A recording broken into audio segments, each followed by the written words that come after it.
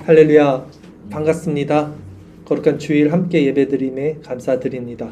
오늘은요, 본문에 나오는 예수님께서 가르쳐 주신 기도, 일명 주기도문이라고 하죠. 주기도문이라는 제목으로 말씀을 나누도록 하겠습니다. 본문을 한번 볼게요. 누가복음 11장 1절 한 절 말씀 같이 읽겠습니다.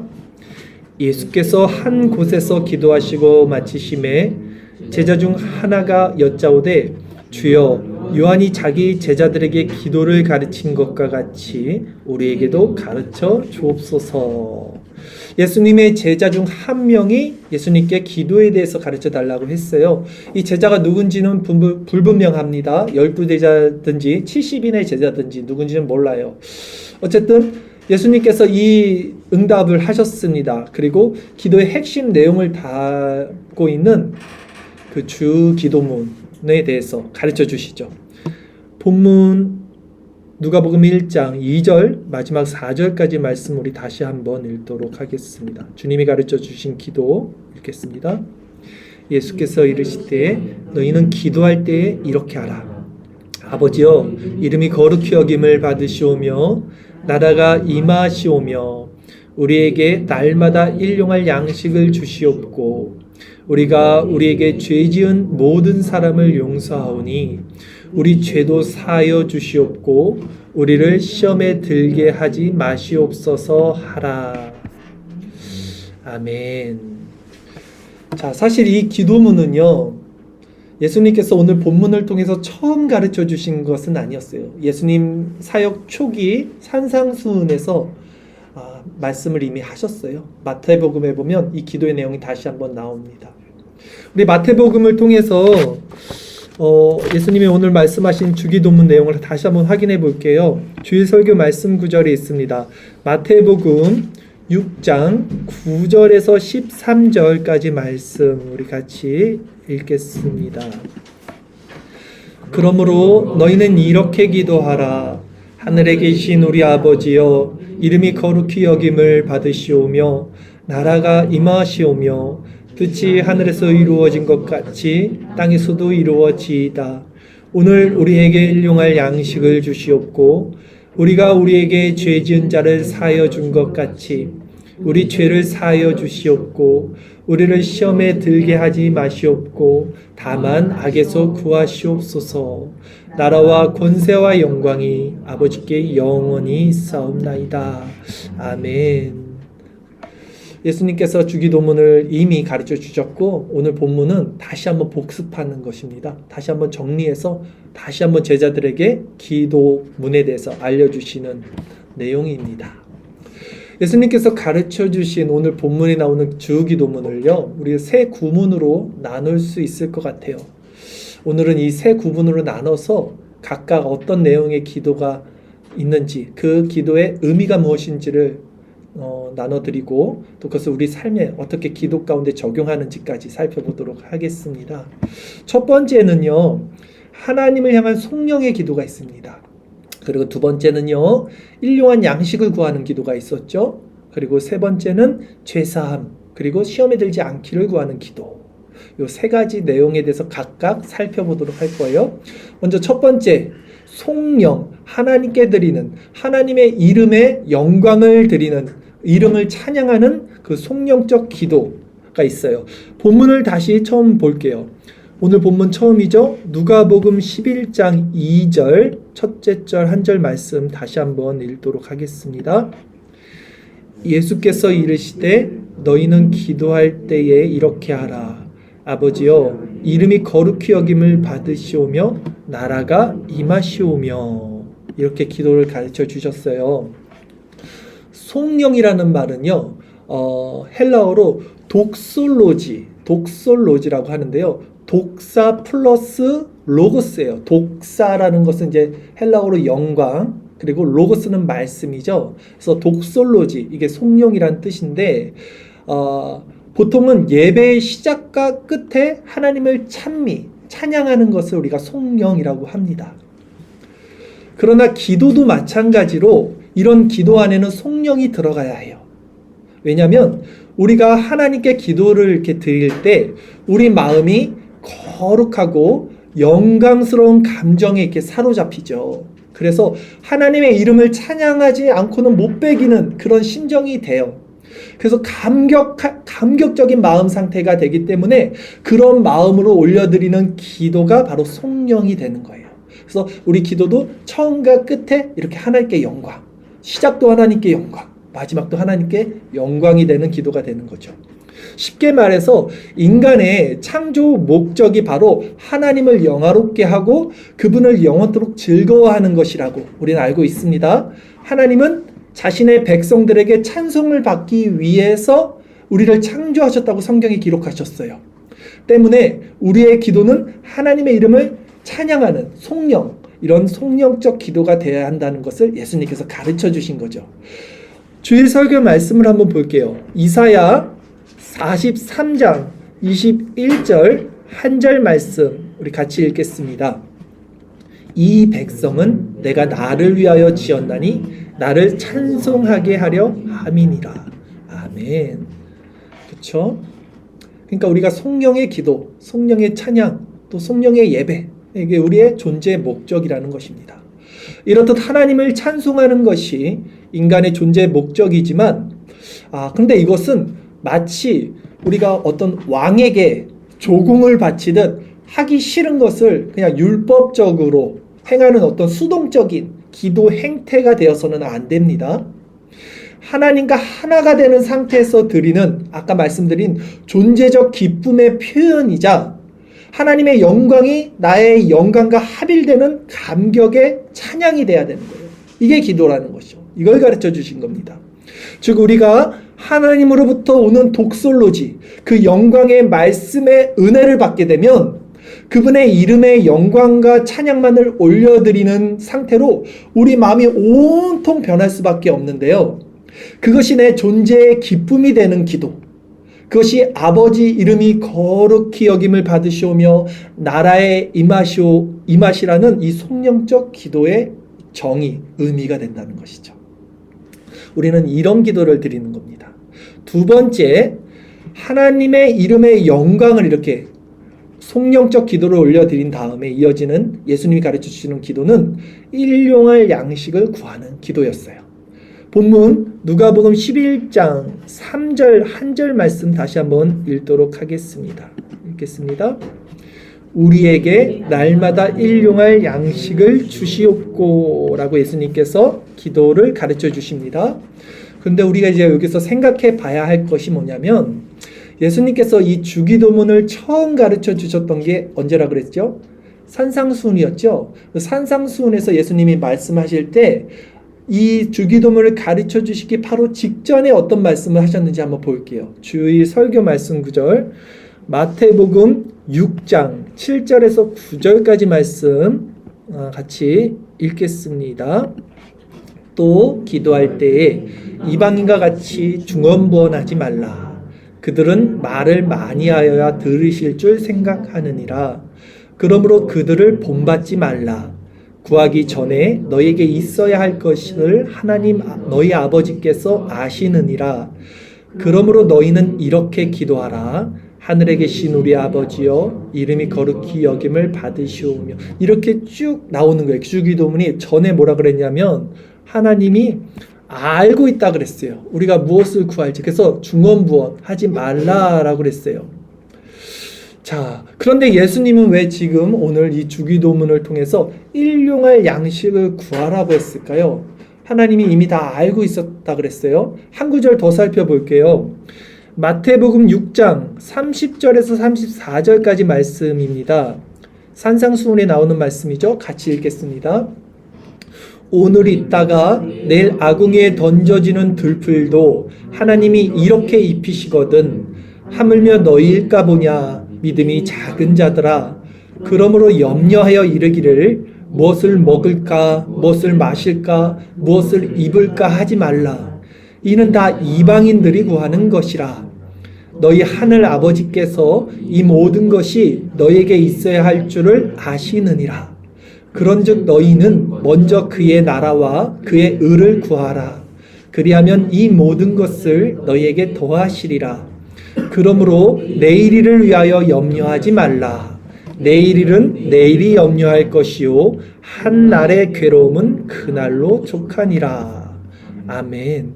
분명히 무엇을 먹을까 마실까 염려하지 말라.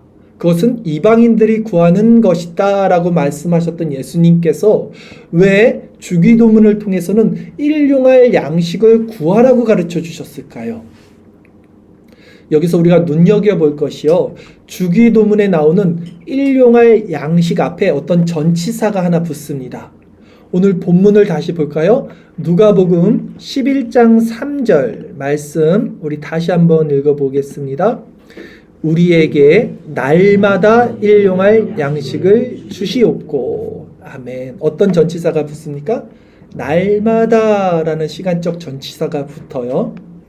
같은 내용을 담고 있는 우리 산상수훈 마태복음에서는 어떤 표현을 쓰고 있는지도 한번 다시 살펴볼게요. 주일 설교 말씀 9절, 마태복음 6장 11절 말씀 같이 읽겠습니다. 오늘 우리에게 일용할 양식을 주시옵고. 아멘. 여기서는 어떤 전치사가 붙습니까? 오늘이라는 시간적 전치사가 붙어요. 날마다, 오늘, 이런 단어가 지금 일용할 양식 앞에 붙는다는 것을 알 수 있습니다. 자, 그러면 예수님께서 아까 산상수훈을 통해서 이방인들이 구하는 그 기도, 먹고 마시는 기도 드리지 말라 했던 부분 있죠? 그 부분을 다시 한번 마지막 절을 읽어볼게요. 마태복음 6장 34절입니다. 다시 한번 읽어보도록 하겠습니다. 그러므로 내일 일을 위하여 염려하지 말라. 내일 일은 내일이 염려할 것이요 한날의 괴로움은 그날로 족하니라. 아멘. 여기서도 시간적 전치사가 붙어요. 여기는 뭐가 붙죠? 내일이 붙어요. 자, 내일의 양식을 위하여 구하지 말라라고 예수님 말씀을 하셨습니다. 그리고 주기도문을 통해서는 일용할 양식을 구하라는 것인데, 이것은 오늘, 날마다 오늘의 양식을 구하라 그랬어요. 즉, 먹고 마시는 것을 구하는 기도가 아니라 하나님에 대한 전적인 의존적 상태를 구하는 기도를 가르쳐 주신 거예요. 아시겠어요? 왜냐하면 내일이라는 것은 우리의 것이 아니에요. 그래서 내일의 것을 구하는 것이 아니라 날마다 오늘의 양식을 구하라는 거예요. 예수님이 그걸 가르쳐 주신 거예요. 그런데 우리 인간이 스스로 주인이 되고 삶의 주체가 되었을 때 하는 행동이 무엇입니까? 내일을 비축하는 삶을 살아요. 왜냐하면 생명의 주체가 나이기에 스스로 그 삶을 내가 책임져야 하는 거예요.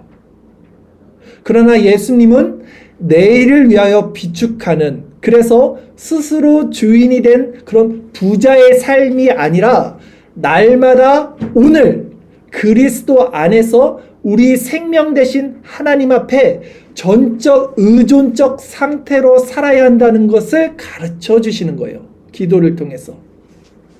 이것이 여러분 저축하지 말라는 말은 아니에요. 스스로 주인됨의 삶을 살지 말라는 말씀입니다. 우리가 주일설교 말씀 구절을 통해서 다시 한번 보도록 할게요. 누가복음 12장 19절에서 21절까지 말씀입니다. 같이 읽겠습니다. 또 내가 내 영혼에게 이르되 영혼아 여러 해 쓸 물건을 많이 쌓아두었으니 평안히 쉬고 먹고 마시고 즐거워하자 하리라 하되 하나님은 이르시되 어리석은 자여 오늘 밤에 내 영혼을 도로 찾으리니 그러면 내 준비한 것이 누구의 것이 되겠느냐 하셨으니 자기를 위하여 재물을 쌓아두고 하나님께 대하여 부유하지 못한 자가 이와 같으니라. 아멘. 성경은 분명히 말씀을 하십니다. 내일은 너희 것이 아니다. 인간의 욕심, 인간의 자기 주인됨의 사랑은요, 이렇듯 끝이 없습니다. 이것이 얼마나 끔찍하고 하나님을 대적하는 죄인지 인간은 다 알 수 없어요. 그러나 이것을 진정 알 때 자신의 생명을 십자가에 못 박는 회심이라는 것이 일어나요. 그리고 오늘만을 사는 삶이 됩니다. 이것이 얼마나 생명력 있는 삶인지 몰라요, 여러분. 내일을 위해서 사니까 우리 삶이 이렇게 피곤하고 두렵고 걱정이 많은 거예요. 오늘 살면요, 살아있는 삶을 산다고요. 생명력 있는 삶을 산다고요. 왜? 스스로 주인 되는 삶이 아니니까. 그리스도와 연합된 지금을 살고 있으니까. 이걸 깨달아야 돼요. 그래서 스스로 주인 되는 어리석은 자가 되지 말라 이렇게 말씀하시면서 그 오늘 지금 금방 읽었던 누가복음 12장 이후에 예수님이 또 이렇게 말씀하셨어요. 주일설교 말씀 구절 누가복음 12장 22절에서 24절까지 말씀도 우리 같이 읽겠습니다. 또 제자들에게 이르시되 그러므로 내가 너희에게 이르노니 너희의 목숨을 위하여 무엇을 먹을까? 몸을 위하여 무엇을 입을까? 염려하지 말라. 목숨이 음식보다 중하고 몸이 의복보다 중하니라. 까마귀를 생각하라. 심지도 아니하고 거두지도 아니하며 골방도 없고 창고도 없으되 하나님이 기르시나니 너희는 새보다 얼마나 더 귀하냐 말씀하셨죠. 여기서도 너희 목숨을 위하여 무엇을 먹을까 염려하지 말라고 다시 재차 말씀하십니다. 너의 목숨, 즉 뭡니까? 너의 생명이 너의 주인이 돼서 스스로 주인된 삶을 살지 말라고 말씀을 또 하시는 거예요. 그렇다면 목숨이 음식보다 중하지 아니하냐? 이 말씀은 무슨 뜻일까요? 목숨의 주인이 너가 아니라 누구예요, 사실? 하나님이시잖아요. 그러니까 목숨의 주인이 하나님이시기에 그 하나님이 자연 미물도 그분이 기르시는데 까마귀조차도 기르시는데 그것보다 비교할 수 없이 더 귀한 너희가 왜 스스로 목숨의 주인이 돼서 살려고 하느냐? 즉 하나님이 너의 목숨의 주인이라는 말씀을 하시는 거예요. 하나님이 우리 목숨의 주인이 돼서 살려면 오늘을 사는 거예요. 오늘을. 내일이 아니라. 근데 사람들의 삶을 다 보세요. 내일을 살아요. 오늘을 사는 사람이 누가 있습니까? 왜 내일을 살아요?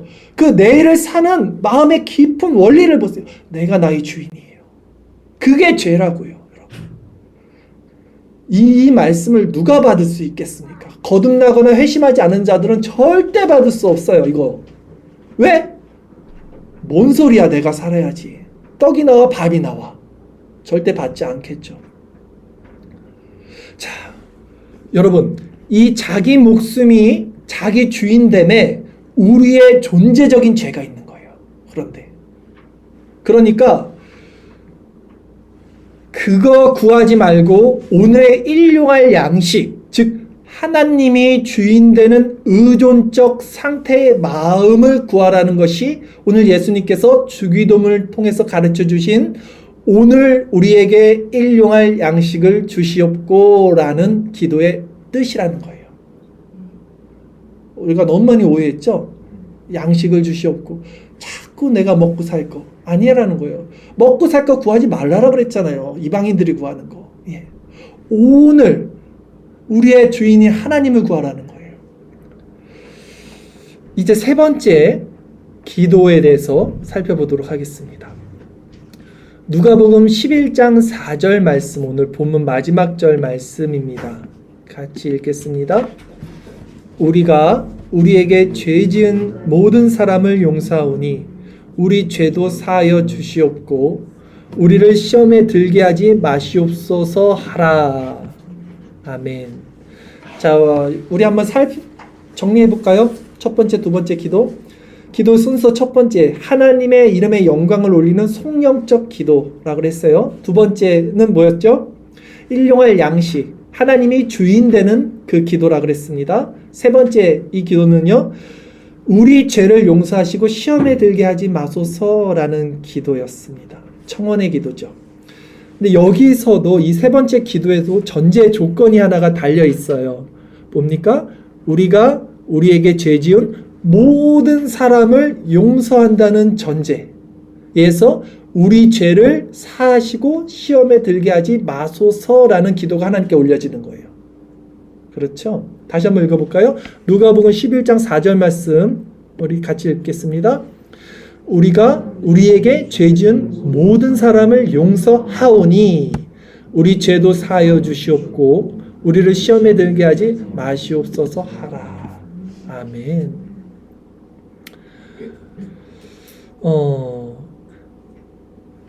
마태복음 우리 아까 살펴봤던 주기도문 기도에서도 한번 살펴볼게요. 같은 부분 마태복음 6장 12절 말씀입니다. 이것도 같이 읽어보겠습니다.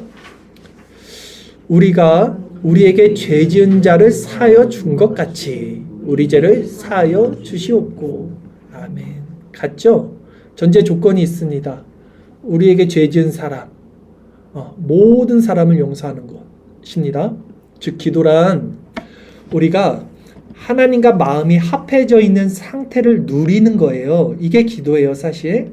근데 우리가 누군가 미워하는 마음이 있다면 하나님 앞에 올바른 기도의 상태로 들어갈 수 없게 돼요. 왜냐하면 하나님의 속성은 거룩하신데 우리가 누군가를 미워하고 악한 그런 부정적인 감정이 우리 안에 있다면 하나님의 거룩하신 속성과 부합할 수가 없죠. 당연히 그런 기도는 하나님께 올려드릴 수가 없겠죠. 그러기에 예수님께서 이런 원리 가운데 교회의 정체성에 대해서 다음과 같이 말씀을 하셨어요. 마태복음 5장 22절에서 24절까지 말씀인데요. 프린트에 있죠. 같이 읽겠습니다. 나는 너희에게 이르노니 형제에게 노하는 자마다 심판을 받게 되고 형제를 대하여 바보입니다. 죄송합니다. 예, 바보예요. 라가라 하는 자는 공회에 잡혀가게 되고 미련한 놈이라 하는 자는 지옥불에 들어가게 되리라. 그러므로 예물을 제단에 드리려다가 거기서 내 형제에게 원망 들을 만한 일이 있는 것이 생각나거든 예물을 제단 앞에 두고 먼저 가서 형제와 화목하고 그 위에 와서 예물을 드리라. 아멘. 예배 드리기 전에, 제사 드리기 전에, 헌금 드리기 전에 먼저 형제와 화합하지 못했던 것이 있다면 가서 화해하고 와서 예배 드리라는 거예요. 또 다시 한번 말씀 볼게요. 마태복음 16장 18절 19절 말씀도 같이 읽겠습니다. 또 내가 내게 이르노니 너는 베드로라. 내가 이 반석 위에 내 교회를 세우리니 음부의 권세가 이기지 못하리라. 내가 천국 열쇠를 내게 주리니 내가 땅에서 무엇이든지 매면 하늘에서도 매일 것이요 내가 땅에서 무엇이든지 풀면 하늘에서도 풀리리라 하시고. 아멘. 우리는 이 땅에서 사람들과의 관계 가운데 매는 자가 되지 말고요 푸는 자들이 돼야 돼요. 왜냐? 이 땅에서 풀어야지만 하늘에서도 풀린다 그러잖아요. 이게 천국 열쇠라는 거예요. 지금 예수님이 그랬잖아요. 이 땅에서 풀어야지 하늘에서 풀리는 거예요. 이 땅에서 형제, 라가, 바보 이렇게 서로 싸운 상태에서 예배드리면 하나님이 그거 받지 않으신다는 것입니다. 그래서 이 베드로가 그러면 우리가 형제를 어떻게 용서해야 됩니까? 라고 말했을 때 예수님이 이렇게 대답을 하십니다. 마태복음 18장 21절 22절 두 절 말씀 같이 읽겠습니다. 그때에 베드로가 나와 이르되 주여 형제가 내게 죄를 범하면 몇 번이나 용서하여 주리이까? 7번까지 하오리이까? 예수께서 이르시되 내게 이르노니 7번뿐 아니라 7번을 70번까지라도 할지니라. 아멘. 부담되는 말씀이에요. 자, 그러나 여러분 부담되지 않죠. 용서받은 자는 용서할 수 있습니다. 사랑받은 자는 사랑할 수 있습니다. 고기도 먹어본 사람이 먹고 인심이 곳간에서 부자 곳간에서 인신 난다는 말이 있듯이요. 하나님의 사랑으로 채워진 사람들만이 또 이런 다른 사람들에게 사랑과 긍휼과 용서를 베풀 수 있는 것이죠. 그런 관점에서는 어려운 일이 아닙니다. 마태복음 산상수훈에서도 예수님께서 긍휼히 여기는 자는 긍휼함을 받을 것이다 라고 말씀하셨어요. 반대로 한번 생각해 보면 용서받지 못한 자는요 다른 이들을 용서할 수 없어요. 사랑을 받지 못한 사람들은요 사랑을 할 수 없습니다. 우리는 예수님께 이 사랑을 먼저 받았기 때문에 다른 이들을 용서할 수 있는 사랑할 수 있는 그런 마음이 생기게 된 것이죠. 요한일서 4장 19절에서 21절 말씀입니다. 그 내용 같이 한번 읽어보겠습니다. 우리가 사랑함은 그가 먼저 우리를 사랑하셨습니다. 누군지 하나님을 사랑하노라 하고 그 형제를 미워하면 이는 거짓말하는 자니 보는 바 그 형제를 사랑하지 아니하는 자는 보지 못하는 바 하나님을 사랑할 수 없느니라. 우리가 이 계명을 주께 받았나니 하나님을 사랑하는 자는 또한 형제를 사랑할지니라. 아멘. 한 말씀 더 볼게요. 요한일서 4장 9절 10절 2절 말씀입니다. 같이 읽겠습니다. 하나님의 사랑이 우리에게 이렇게 나타난 바 되었으니 하나님이 자기의 독생자를 세상에 보내심은 그로 말미암아 우리를 살리려 하심이라. 사랑은 여기 있으니 우리가 하나님을 사랑한 것이 아니요 하나님이 우리를 사랑하사 우리 죄를 속하기 위하여 화목제물로 그 아들을 보내셨음이라. 아멘. 그러게 여러분, 혹시 마음 가운데 아직 미워하거나 용서하지 못하는 그런 사람들이 있다면 회개하십시오. 오늘 이 말씀에 힘을 얻어서 회개하십시오. 왜? 그런 마음에는 절대로 그리스도와 연합될 수 있는 상태가 되지 못하고 하나님 나라를 누릴 수 없고요, 올바른 기도로 하나님께 나갈 수가 없게 됩니다. 에베소서 4장 26절 27절 말씀에 그러므로 우리에게 이렇게 권고를 하고 있어요. 같이 읽겠습니다. 분을 내어도 죄를 짓지 말며 해가 지도록 분을 품지 말고 마귀에게 틈을 주지 말라. 아멘. 그게 마귀에게 틈을 주지 않는 거예요. 네, 여러분 마음을 잘 지키셔야 되는 것이죠. 예수님은요, 지금 이런 자들, 자 보세요. 우리가 지금 기도, 세 번째 기도의 원리를 배웠습니다. 이 땅에서 풀어야지 하늘에서 풀린다 그랬어요. 그래서 다 용서하래요. 얼마큼 용서합니까?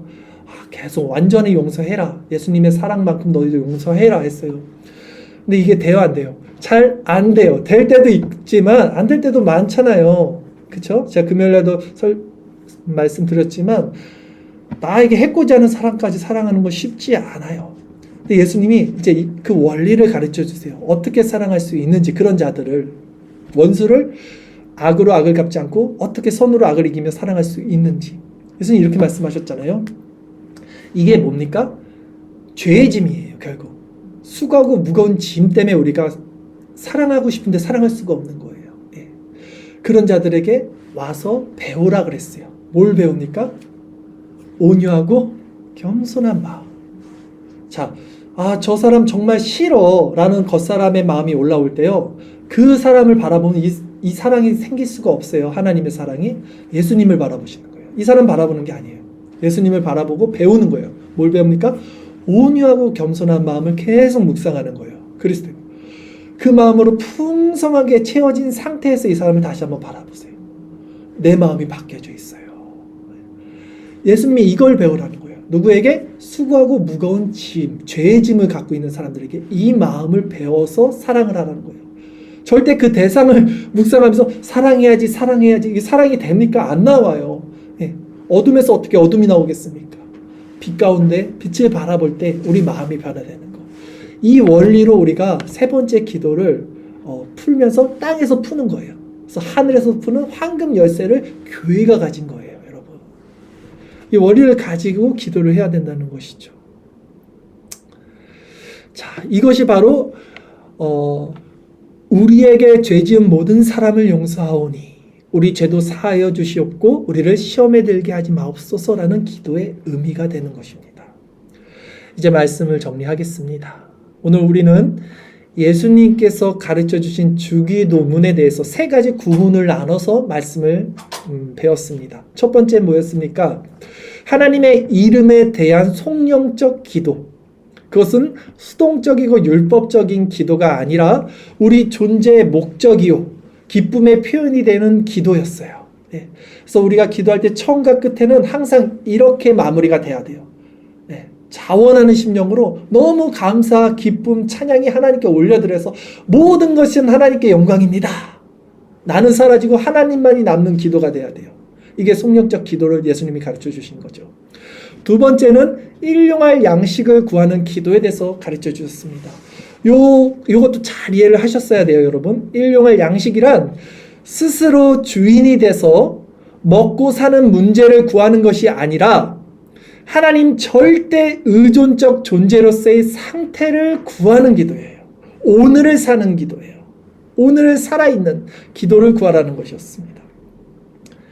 세 번째, 죄사함의 기도와 시험에 들지 않는 기도를 배웠습니다.